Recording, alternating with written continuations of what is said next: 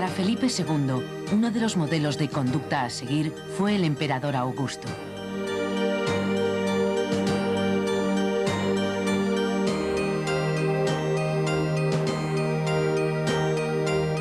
Cuando en 1581 el rey hizo su entrada en Portugal, en uno de los arcos triunfales figuraba la imagen de Jano entregándole las llaves del templo.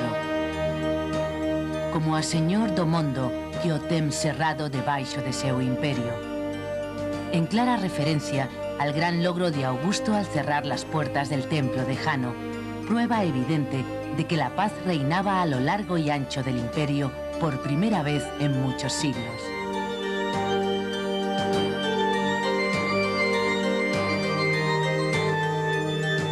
Sin embargo, para los súbditos de Felipe, esta imagen no pasaba de ser una quimera, pues en 1581 la paz no imperaba en sus reinos ni volvería jamás a imperar.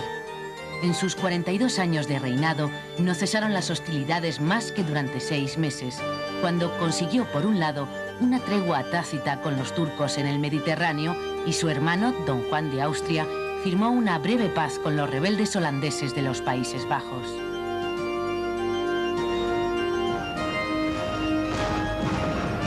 Durante todo el resto de su reinado, Felipe II estuvo en lucha por lo menos con un enemigo, a menudo con 2 y en ocasiones con 3.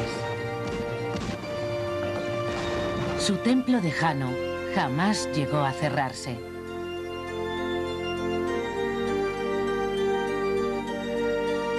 A pesar de ello, Felipe tuvo siempre buen cuidado de tranquilizar a sus enemigos, asegurando que no deseaba otra cosa que la paz. En 1554, cuando no era más que rey de Nápoles, afirmaba: yo querría mucho justificar mis acciones para con el mundo, de no pretender estados ajenos. Aunque a renglón seguido precisaba: pero también querría mucho que se entendiese de mí que he de defender aquello que ya tengo.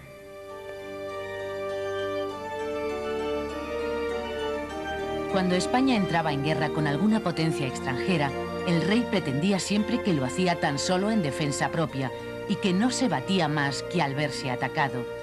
No le faltaba razón al argumentar que los conflictos de los Habsburgo con Francia siempre comenzaron con un ultimátum o declaración de guerra por parte francesa. De igual suerte, podía proclamar que sus guerras contra el turco eran de naturaleza básicamente defensiva, como ocurrió en 1570, cuando los turcos conquistaron Chipre a los venecianos. Este hecho dio lugar a la creación de la Santa Liga, que conseguiría la gran victoria de Lepanto el 7 de octubre de 1571.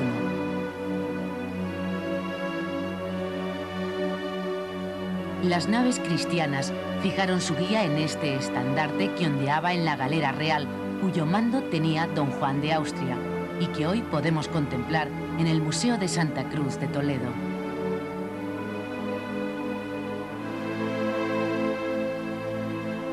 Con la incorporación de Portugal y sus posesiones de ultramar a partir de 1580, se creó el primer imperio donde no se ponía el sol.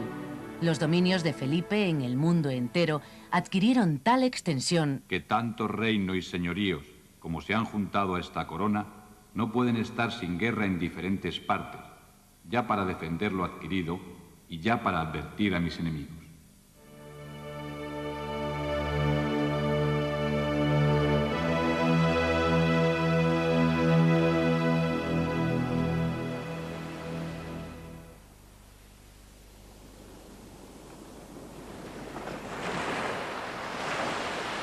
Teniendo en cuenta esta dispersión de la monarquía, la primera línea de defensa era el mar.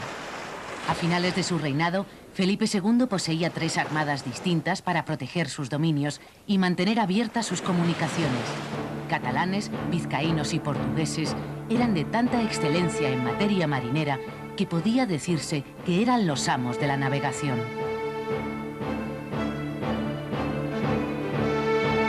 En el Mediterráneo, cada uno de los estados principales, España, Génova, Sicilia y Nápoles, sostenía un escuadrón de galeras. El número total de sus unidades pasó de 55 en 1560 a 155 10 años más tarde. Por entonces, su poderío resultaba tan arrollador que varios estados italianos independientes dispersaron sus armadas y confiaron a Felipe su defensa contra los turcos y los corsarios berberiscos. En el Atlántico, el monarca disponía de dos armadas que operaban por separado. Una de ellas, la escuadra de guardia con base en Cádiz, cuidaba de escoltar el convoy en sus travesías anuales entre la península y el Caribe. La otra, denominada Armada del Mar Océano, con base en Lisboa, tenía por misión el defender las costas ibéricas de los ataques de ingleses y holandeses. En alguna ocasión, las dos armadas operaron conjuntamente y en 1588 toda la escuadra de guardia se incorporó a la Gran Armada contra Inglaterra.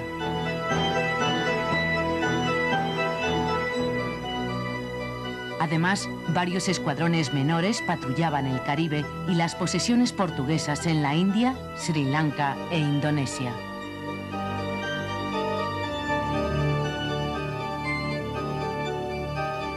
Considerados globalmente, todos estos navíos cumplieron con acierto su misión. Felipe II no perdió en el Mediterráneo más que una base, Túnez, en 1574, y se sostuvo con éxito en otras muchas, en particular Malta.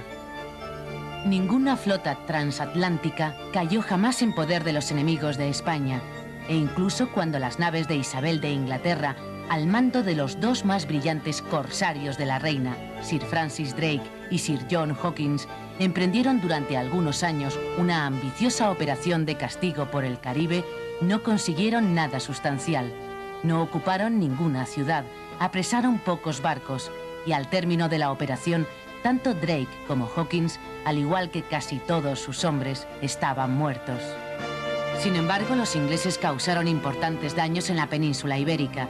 Así saquearon Cádiz en 1587 y La Coruña en 1589, descendiendo seguidamente por la desembocadura del Tajo, amenazando Lisboa. Felipe nunca logró responder de igual forma. Aunque envió grandes flotas contra Inglaterra, estas nunca consiguieron desembarcar un soldado en suelo inglés. Las razones de tan dispar resultado eran bien simples. Una marina no se improvisa. Felipe incorporó año tras año en sus presupuestos el coste de mantenimiento tanto de los galeones como de sus tripulaciones y fuerzas de desembarco, pero no creó una verdadera flota atlántica hasta la década de 1580, y por ello sus esfuerzos quedaron muy por detrás de la Royal Navy, que ya contaba con un siglo de existencia. Las costas atlánticas de la península carecieron de defensas terrestres hasta finales del siglo XVI. Ni La Coruña ni Cádiz contaban con la protección de fortificaciones modernas o de una milicia, porque no se necesitaban hasta que se inició la guerra por mar con Inglaterra. Para sofocar la rebelión morisca en las Alpujarras, 1568-1571, y para poder llevar a cabo la anexión de Portugal, 1580, fue preciso recurrir a los tercios de guarnición en los dominios españoles de Italia. Hasta la década de 1590 no comenzó a tomar cuerpo una milicia nacional.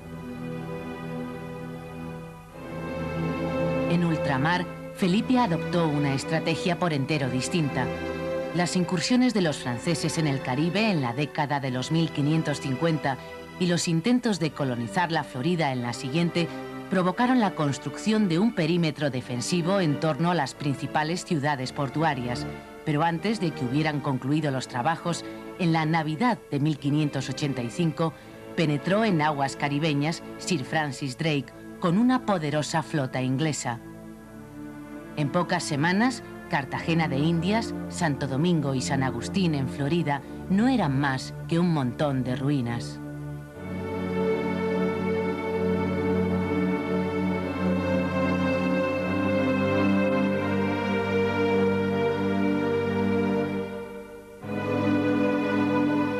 Desde ese punto, comenzaron a levantarse fortificaciones a lo largo de las costas del Nuevo Mundo, acordes con la más moderna ingeniería de la época, puesta al servicio de Felipe II y la monarquía hispánica.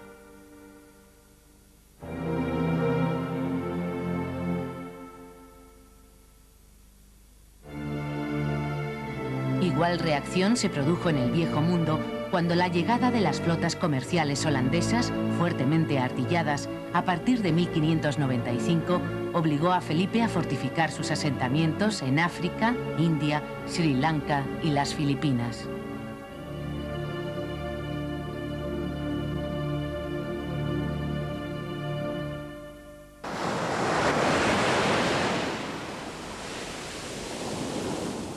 Los costos de construcción y defensa de estos puestos avanzados eran muy elevados. Como elevadas eran las grandes sumas de dinero que absorbían las fortificaciones y guarniciones en los territorios del Mediterráneo. En el norte de África, Bizerta, Orán, Túnez y La Goleta contaban con fuertes defensas. En Italia, Nápoles, que con sus 400.000 habitantes era la mayor ciudad de Europa, poseía un impresionante baluarte defensivo y 3 ciudadelas. El Ducado de Milán, enteramente rodeado de enemigos potenciales, disponía de 17 fuertes y contaba en su mismo corazón con el castillo de los Sforza.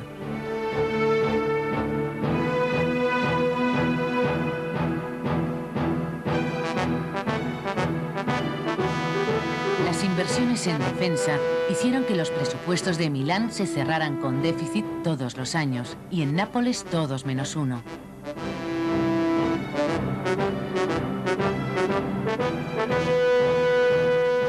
No se trataba solamente del coste de las construcciones o el mantenimiento de unas fortificaciones, también estaban los hombres que las defendían.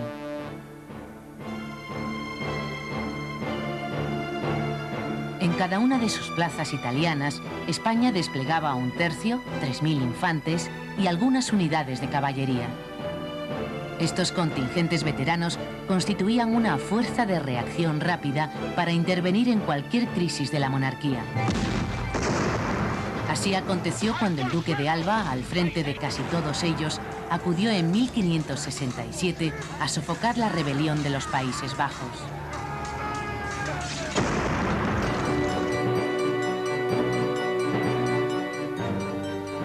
Curtidos y expertos, estos tercios aniquilaron la revuelta de los moriscos en las Alpujarras y más tarde se embarcaron en las galeras españolas para derrotar a los turcos en Lepanto.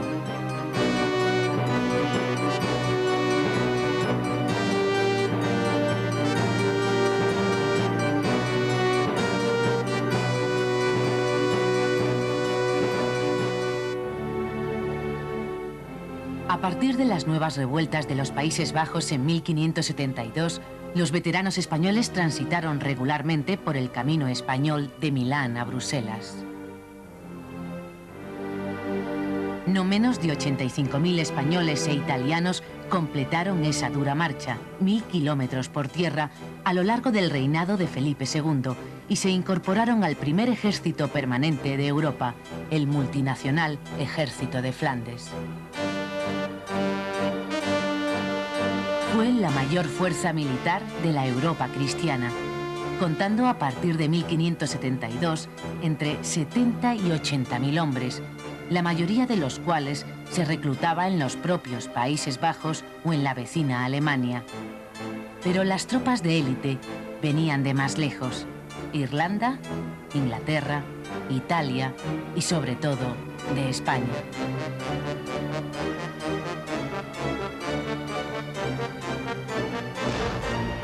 Los soldados españoles lucharon en todas las grandes operaciones: sitios, batallas, asaltos. Los españoles en Flandes eran milicia vieja, disciplinada, hecha a padecer y a pelear. Eran la esencia y el nervio principal del ejército y no había cosa segura allí, sino lo que protegían los españoles. Esta protección a ultranza de los Países Bajos y el fallido esfuerzo de Felipe II por restaurar la paz en esta zona constituye su mayor y más significativo fracaso. Su decisión de proseguir la lucha sin compromiso desde 1572 hasta su muerte causó una sustancial y constante sangría a la hacienda de España y la muerte de un elevado número de combatientes españoles. 3 problemas malograron la victoria de Felipe II en Flandes: la accidentada geografía, la rígida jerarquía estructural y un tercero y fundamental: la adversidad religiosa.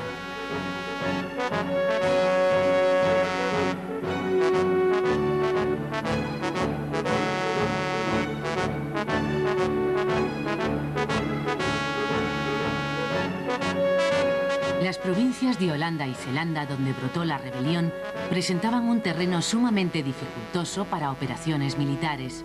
La abundancia de lagos y marismas y una compleja red de diques planteaba graves problemas en el desplazamiento de tropas y más aún de pertrechos y artillería. Mientras, el enemigo, aprovechando el conocimiento de la orografía, se desplazaba en breve espacio de tiempo desde un frente a otro, yendo en 2 días donde los capitanes generales de Felipe II tardaban no menos de 15, teniendo tiempo suficiente los rebeldes de fortificarse y hacer frente a los ejércitos del monarca.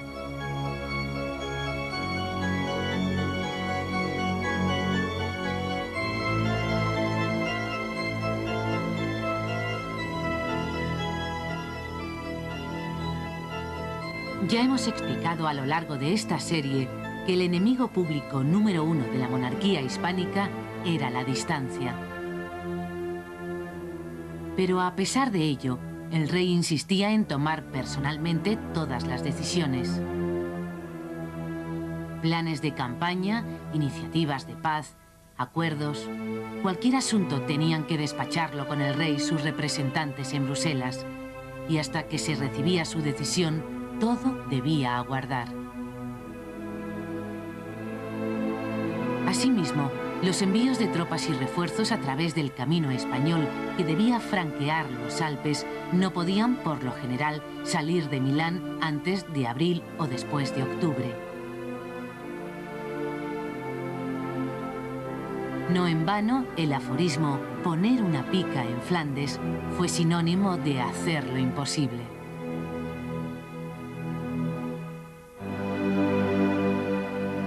Siendo esta la situación, ¿por qué prosiguió Felipe la lucha si sus ejércitos no podían vencer? Por una parte, el rey no pudo imaginar que los disturbios de Holanda durarían tanto. Por otra, porque en varias ocasiones la rebelión pareció al borde del colapso, muy señaladamente en 1573, tras la rendición de Haarlem al duque de Alba, aunque la decisión de Alba de ejecutar a sangre fría a cerca de 100 dirigentes civiles y a más de 3000 soldados de dicha guarnición actuó como factor disuasorio en otras rendiciones. El temor que suscitaba en las demás potencias europeas el fin de la rebelión en los Países Bajos se refleja en el comentario que circulaba en la corte de la reina Isabel Tudor de Inglaterra. Si Felipe llega un día a reducir los Países Bajos a su total sometimiento, no sé qué límites puede un hombre juicioso poner a su poderío. La tercera causa del fracaso en Flandes fue, a pesar de todas estas decepciones, el permanente rechazo de Felipe a entablar negociaciones con los rebeldes. Acuerdo con vasallos rebeldes es el más ruin paradero que príncipes pueden tener. Más aún si esos rebeldes eran protestantes. En 1566, Felipe libraba de cuidado al Papa afirmando: antes de sufrir la menor quiebra del mundo en lo de la religión y del servicio de Dios, perderé todos mis estados y 100 vidas que tuviese, porque yo ni pienso ni quiero ser señor de herejes. Los pontífices, por su parte, se sentían incómodos con el poder temporal de la monarquía hispánica, pues los territorios de Felipe rodeaban los estados pontificios, los cuales en gran medida dependían para su subsistencia de los suministros españoles y para su defensa de las tropas y galeras de Nápoles. Ningún papa podía olvidar el saco de Roma por los soldados de Carlos V en 1527 o las penalidades sufridas durante la Guerra de Ostia al mando del duque de Alba. El rey se mostró siempre incapaz de comprender estas realidades. En 1581 daba suelta a su indignación ante la falta de respaldo del pontífice. Es fuerte cosa que por ver que yo solo soy el que respeto a la sede apostólica, en lugar de agradecérmelo como deberían, se aprovechan de ello para quererme usurpar la autoridad.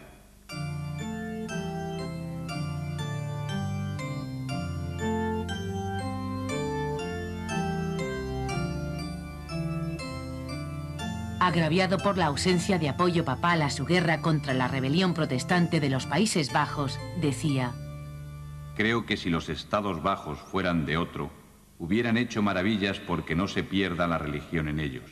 Y por ser míos, creo que pasan porque se pierda la religión en ellos a trueque de que los pierda yo.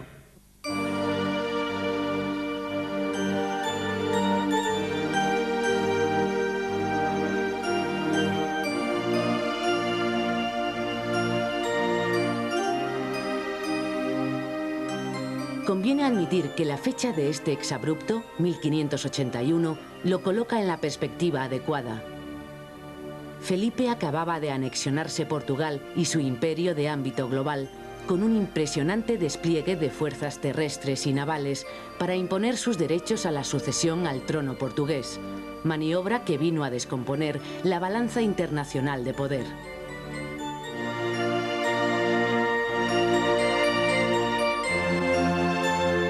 En este contexto, la anexión de Portugal vino a debilitar más que a fortalecer a la monarquía, porque la unión de las coronas alarmó a Inglaterra y Francia y las llevó a sostener con mayor firmeza el apoyo a los otros adversarios de Felipe, fuera en los Países Bajos, en las Américas o en Portugal.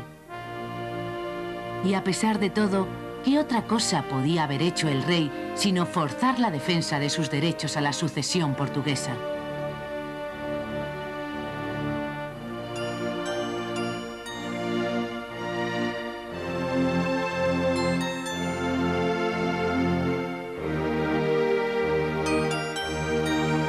La monarquía hispánica fue creada ante todo por herencia, no por conquista. Como ya ocurriera en tiempos del emperador Carlos V, tan vastos territorios apenas tenían lazo alguno que les uniera, excepto el de la dinastía. Las múltiples posesiones no tenían lengua ni moneda común, ni instituciones o leyes, ni un sistema económico único. Aún en tales circunstancias, a nadie se le ocurrió sugerir, ni nadie aconsejó reflexivamente a Felipe para que no hiciera valer sus pretensiones al trono portugués.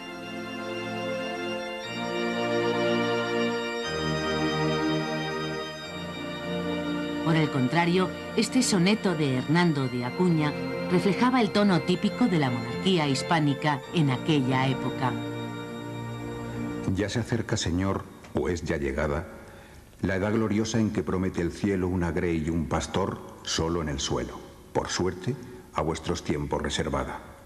Ya tan alto principio en tal jornada os muestra el fin de vuestro santo celo y anuncia al mundo, para más consuelo, un monarca, un imperio y una espada.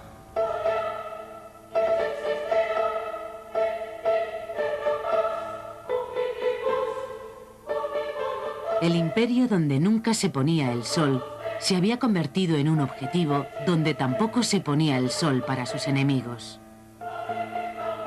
Antes de que el reinado llegara a su término, la guerra ardía hasta el último rincón de la monarquía de Felipe.